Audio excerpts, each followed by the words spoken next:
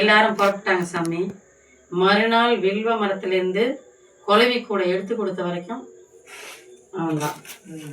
இன்னைக்கு அம்மா நீங்க வந்து வெளி உலகத்துக்கு வரணும், ஆத்தா உத்தரவு கொடுக்குறா, ஏன் வர மாட்டேங்கிறீங்க, வரேன் அப்படின்னு சொல்லி முடிச்சுட்டு சாமி ஒருவரையும் தூங்க விடலை.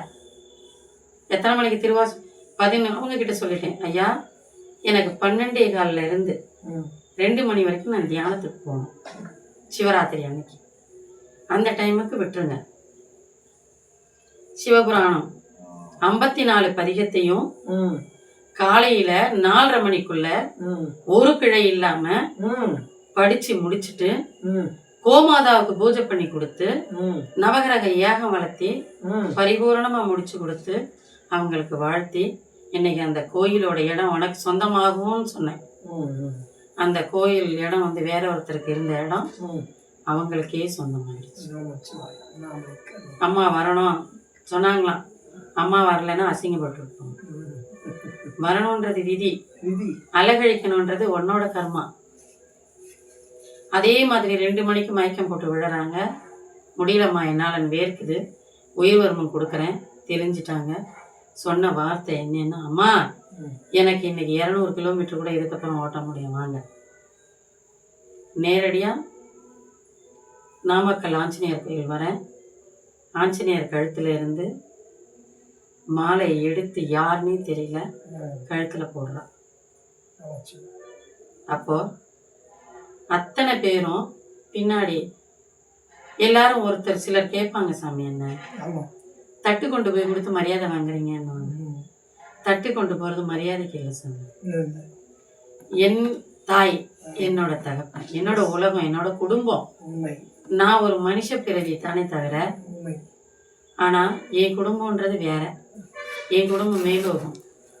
பூமிக்கு வந்திருக்கிறது நான் ஒரு அவதார புருஷன். சில வேலைகளை நடத்தக்கூடிய வேலைகளையும் நடத்தி வைக்க வேண்டிய வேலைகளும் இருக்கு. உத்தரவு கொடுத்துருக்காங்க, அதுக்காக வந்திருக்கேன்.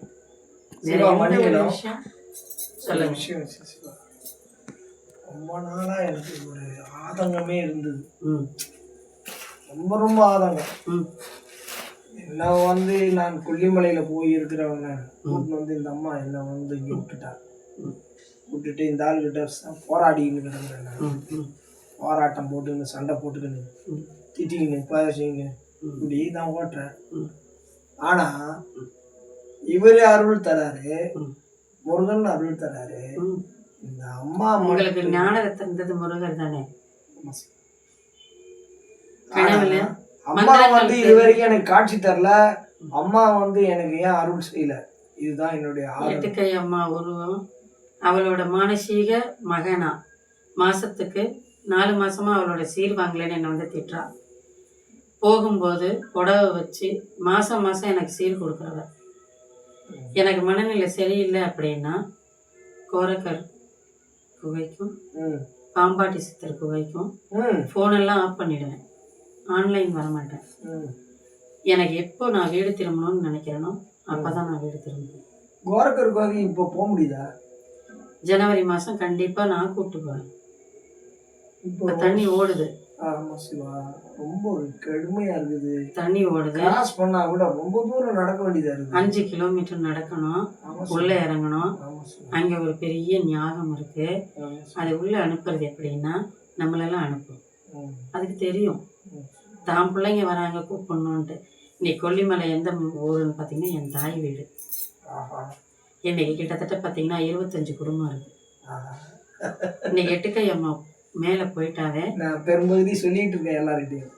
எட்டுக்கை அம்மா கொல்லிமலையா என் வீடுப்பா அப்படி, ஏன்னா அந்த மாதிரி உணர்வு வந்துடும். கொல்லிமலைக்கு போகும்போதே நான் ஏறி உட்காரும்போது ஒரு பையனுக்கு பஸ்ஸில் ஹார்ட் அட்டாக் வந்துருச்சு.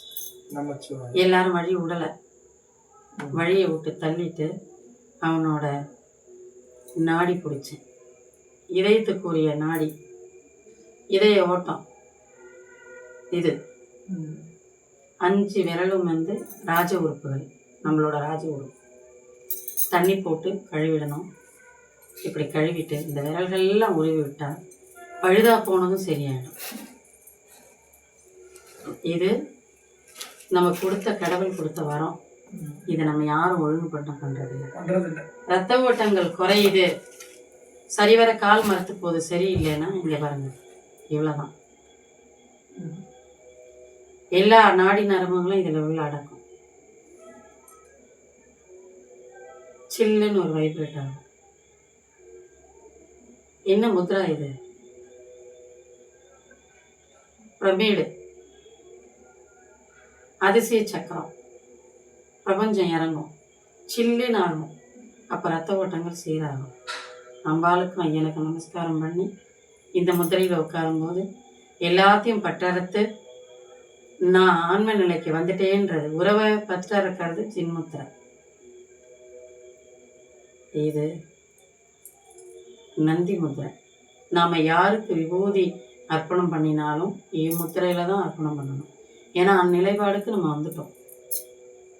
இந்த முத்திரை யாருக்கு ஒருத்தர் விபூதியை போடும்போது கர்மாவை ஏற்றுக்கிறோம். கர்ம பலன்களை நம்மகிட்ட இருந்த ஆயுள் குறையும் போது நமக்கு ஆத்ம சக்தியை கொடுக்கிறது. பந்தங்களோட கூடிய மோதிர விரல் இது. நடுநிலை, எல்லாத்துக்கும் நான் நடுநிலை நிற்கிறேன். எனக்கு உண்டான கர்மாக்களை ஏற்று ஆத்ம பலத்தையும் நான் செஞ்ச பாவ புண்ணியங்களை கழித்து புண்ணிய ஆத்மாவை கொடுத்து எனக்கு ஜீவகாரணியம் கொடுன்னு கேட்குற முத்திரை.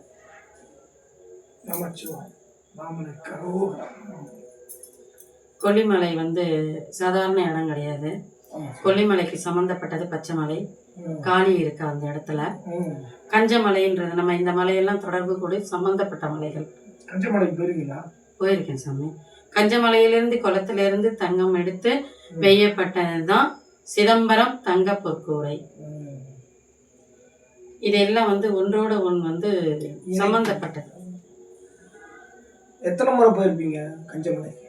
கிட்டத்தட்ட பார்த்தீங்கன்னா எனக்கு சேலம் இறங்கினா போகணும்னு தோணிடும் சாமி. நான் ஒரு விஷயம் நினைக்கிறேன்னா அங்கே போயிடணும். அருங்குணம்னு ஒரு ஊர். அந்த ஊரில் பார்த்தீங்கன்னா சீதாதேவி லவகுஷனை பெற்றெடுத்த இடம் சொல்லிட்டு இருந்தாங்க நிறைய பேர். அப்படி என்னதான் இருக்கு, போய் பார்ப்போம். போனால் ஒரு சின்ன வழி, ஆத்ம சக்தியும் தெய்வ பலமும் ஆன்ம ரீதியான சுத்தமாக உள்ளவங்க மட்டும்தான் அது உள்ள போனால் திரும்பி வர முடியும். வழி குறுகிய வழி, உள்ள போனால் முட்டி போட்டு பெற்றெடுத்த வடு அப்படியே இருக்கு, மூச்சு வராது. நம்ம உள்ள போகும்போதே பிரணவ மந்திரம் சொல்லிட்டே போவோம். ஓம் ஓம் ஓம்.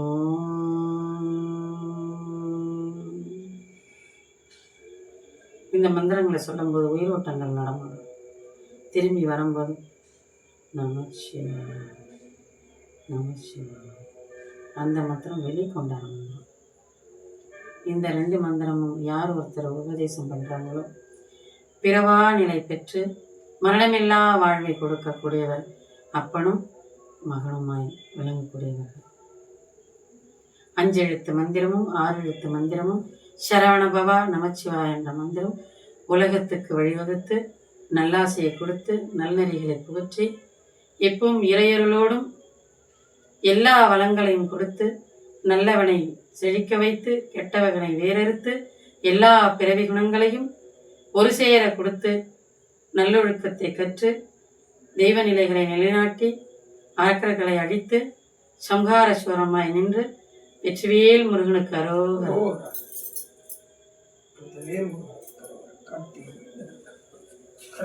மகாபிரபு